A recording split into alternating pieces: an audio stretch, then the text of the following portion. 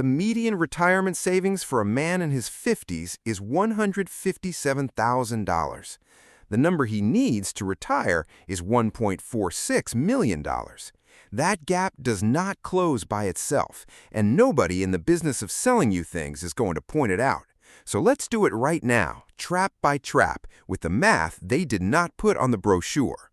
You have been in the workforce for 25 years. You have survived layoffs, bad bosses, a market crash that wiped out a third of your 401k in 2008, and another one in 2022 that did it again.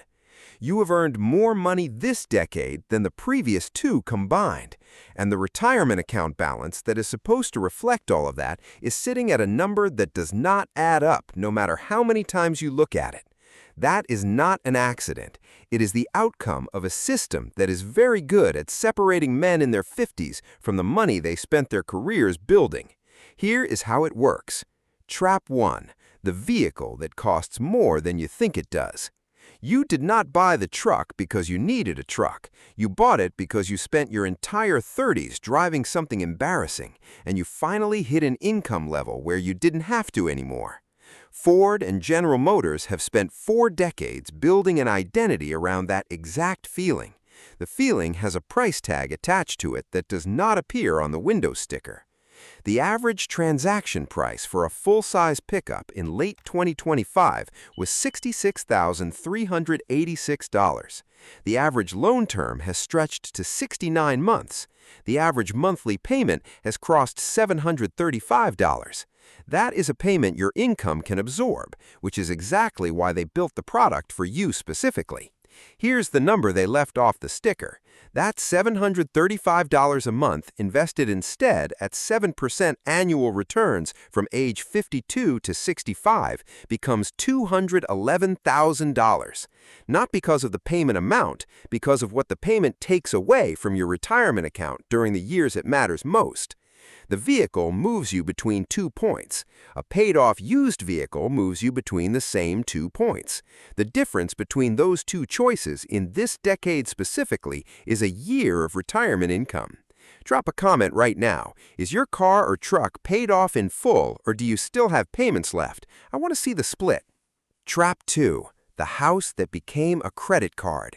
Your home has done something remarkable in the last decade. It has gained $200,000, maybe $300,000 in value while you lived in it. And the bank that holds your mortgage has been watching that equity accumulate like a patient investor, waiting for the right moment to make you an offer. The offer is a home equity line of credit.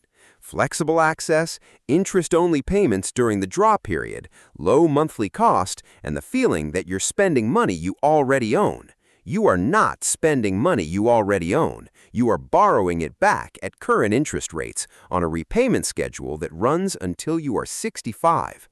The Federal Reserve Bank of New York reported over $400 billion in active HELOC balances in 2025. Wells Fargo and Chase did not build that product out of generosity. They built it because homeowners in their 50s have the most equity, the strongest reflex to protect the life they built, and the income to service a new payment without immediately feeling it.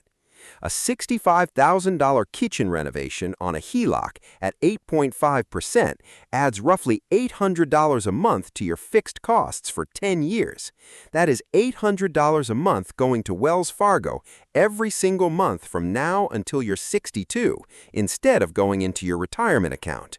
The kitchen looks like an investment. The bank's internal math does not classify it that way. They classified it correctly before you signed. The countertops look great, but the $96,000 you paid for them when you factor in interest and lost compounding turns out to be not so great. Chase knew that number. You found out by watching this video. Trap 3. The spare bedroom that became a long-term liability. Your kid is 24. The rent in the city where they work is $2,300 a month on a $40,000 salary, and the math doesn't work, and you know it doesn't work, and so they're back home. Or they never fully left. And every month you cover the phone plan, the groceries, the streaming services, and the occasional cash transfer that does not get talked about directly. Pew Research found that in 2024, 32% of adults between 18 and 34 were living with a parent. That is an economic reality, not a character flaw. The problem starts when it becomes a monthly transfer with no end date, because naming an end date feels like bad parenting. Merrill Lynch found that the average American parent in their 50s transfers over $500 a month to adult children. Over 5 years, that is $30,000. Over 10 years, invested at 7%, that is $59,000 in retirement money that went towards someone else's adulthood instead. The financial services industry doesn't have a product to sell you here, which is exactly why nobody names this trap. There is no commission in telling you to have that conversation. There is also no retirement account that refills itself because you were a generous parent. Being a good parent and protecting your retirement are both possible. Only one of them has a deadline. Trap 4. The retirement date that does not include a healthcare budget. You are 58. You sit at your desk on Monday morning counting the years left, not the work left. The new leadership is younger than your oldest work shirt, and they are reorganizing things that did not need reorganizing. You have run the numbers and you can leave at 62. 4 years. You can hold on 4 more years. What is not in those numbers is the healthcare bridge. Kaiser Family Foundation found that the average annual premium for a 62-year-old on the individual marketplace in 2025 was $8,400 before out-of-pocket costs. A single significant health event in that window, a surgery, a diagnosis, or a hospitalization, can add $15,000 to $20,000 in one calendar year. 3 years of healthcare coverage between retirement and Medicare costs between $25,000 and $60,000 depending on what your body decides to do during it. That money comes directly out of the account you were counting on to last 25 years. Fidelity's 2025 retiree healthcare estimate puts the total cost of healthcare in retirement for a single 65-year-old at $165,000, and that is after Medicare starts. The retirement date in your head is probably not wrong. The budget attached to it probably is. The insurance industry built their entire pricing model around the exact age you just turned. They did the math on your body before you did. Trap 5. The government benefit you're about to take too early. You have been paying into Social Security since your first job. The statement says you can start collecting at 62. After 4 decades of watching money leave every paycheck, 62 feels like getting something back. It feels like the finish line. Filing at 62 is one of the single most expensive decisions available to a man in his 50s. Your full retirement age is 67. Filing 5 years early cuts your monthly benefit by 30%, permanently, not as a penalty that expires. Every month for the rest of your life, you collect 30% less than you earned. The Social Security Administration's own data shows the break-even age between filing early and waiting is approximately 77. If you live past 77, which a 62-year-old American man has a roughly 50% probability of doing, you have paid yourself less money every single month for 15 years. On a $2,200 monthly benefit, filing at 62 versus 67 costs $660 a month. Over a 20-year retirement, that is $158,000 in income you left on the table because 62 felt like relief after a long career. The Social Security Administration does not schedule a meeting to go over this with you. They send you a statement with a number on it and process whatever you submit. They built the system. They did not build you a calculator. If you've made it this far, subscribe. The last trap is the one that makes all the others survivable on paper and expensive in practice. Trap 6, the plan that sounds like math but is actually hope.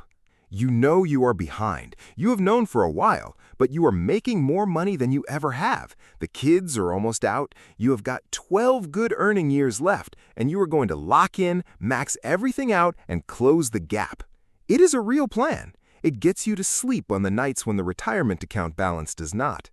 Starting at 53 with $157,000 saved, maxing your 401k at $30,500 per year every year without interruption at 7% returns, you retire at 65 with approximately $840,000. Fidelity says you need 10 times your final salary by 67. On a $90,000 salary, that is $900,000. You get everything right starting today, and you are still short before you account for healthcare costs, before you account for Social Security timing, and before you account for the HELOC payment that follows you out the door. The catch-up contributions are real. The math of catch-up contributions doing the job alone is not. Every product on this list was built for you specifically. The auto lender knows your income can absorb the payment. The bank knows your equity is sitting there ready to borrow against. The insurance company knows your body is entering its most expensive decade. Social Security knows you are tired, and 62 sounds like permission. They're not doing anything wrong. They are doing exactly what they were designed to do to someone at exactly your age with exactly your retirement account balance. The traps are not hiding. They are in the driveway. They are in the spare bedroom. They are in the HELOC balance and the Social Security application you are thinking about filing early because you are exhausted and you have earned the right to stop. You have earned the right to stop. They built the whole system around that feeling.